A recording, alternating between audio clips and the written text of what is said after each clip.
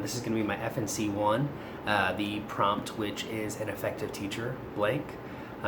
So in order to kind of build out what I believe the various things that make up an effective teacher, I'm going to be using a theme of past jobs, and it's all going to make sense. So the first group of items that I have actually represent my current job now.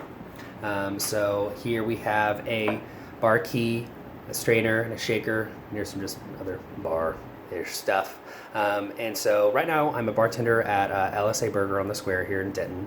And I would say that a huge part of my job, and the reason that I have been in my current position and have my current responsibilities now, is really the basis of it is that I show up on time.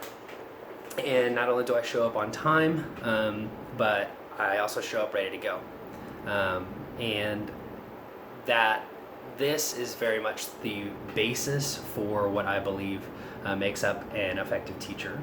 And as I go through this, it doesn't necessarily, I'm not saying necessarily one is more important than the other. I'm just saying that each one kind of builds off of the other. So in the same way that I just show up and I'm ready to go, I think that as an educator, you need to show up on time and you need to be ready to go with a lesson plan and all the materials that you'll need for that day. I think that, later on as I'll discuss, if you are, say, a really knowledgeable and skilled teacher, or you're extremely personable and connected, none of that really matters if you don't show up.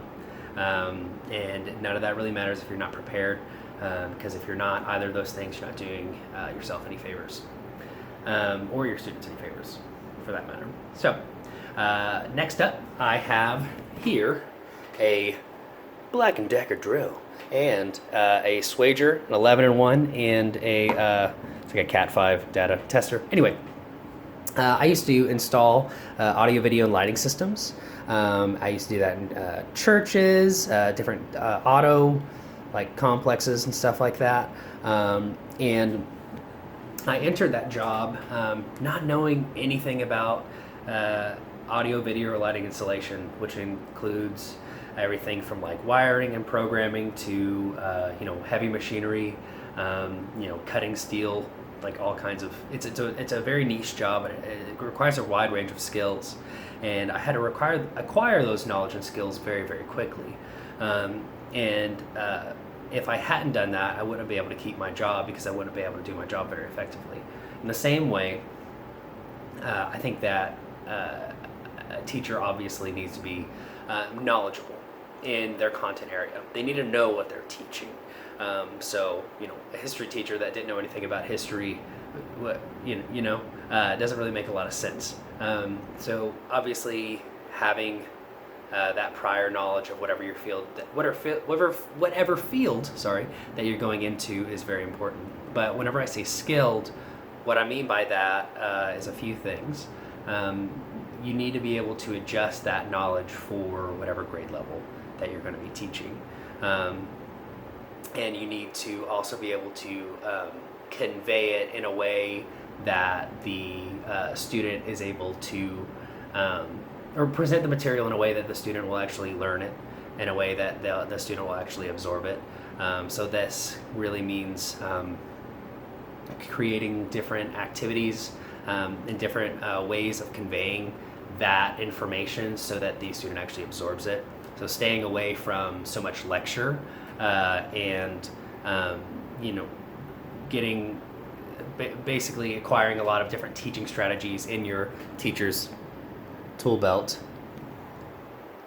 and just being able to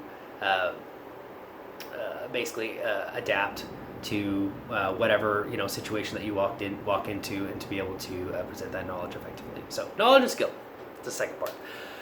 Third part, I'm going to show you my first job ever, and this was at Chick-fil-A. Started there whenever I was 16. By age 17, I was a team leader, and by age 18, I was actually the youngest manager at that store. and that store's history actually. So here it's like a little setup sheet. It's my swipe card, a bunch of my old relics, as I like to say, from that time. And the reason I actually chose this to represent my last theme, which would be personability and connectedness. So what I mean by that is, or how that relates to that right there, is that, you know, I definitely worked hard at that job, but I think for the most part, I made management see me as a person. And what was even more challenging was to see me as an adult, and to be able to make connections with them, and as well as make connections with my fellow staff. I think that whenever it came around the time to promote certain people to higher positions, everybody was on board for me getting those promotions, just because they saw me as a person and they saw me as somebody who could lead as well, and they were also somebody that they could respect. So just in the same way as a teacher, you know, it definitely goes beyond just being well liked, you know, but you can't just be well liked. You can't just be a student's friend. But at the same time, they need to be able to see you as a person.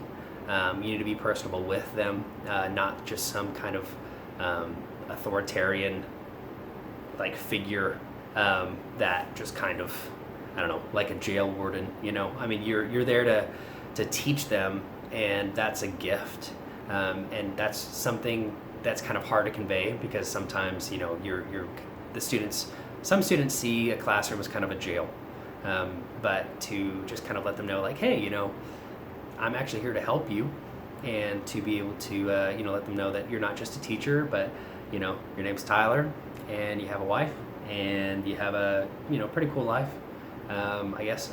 And so, but also the ability to connect with them as well in turn. You know, it's a two-way street, and not only to connect with them on like a classroom level, but also on an individual level.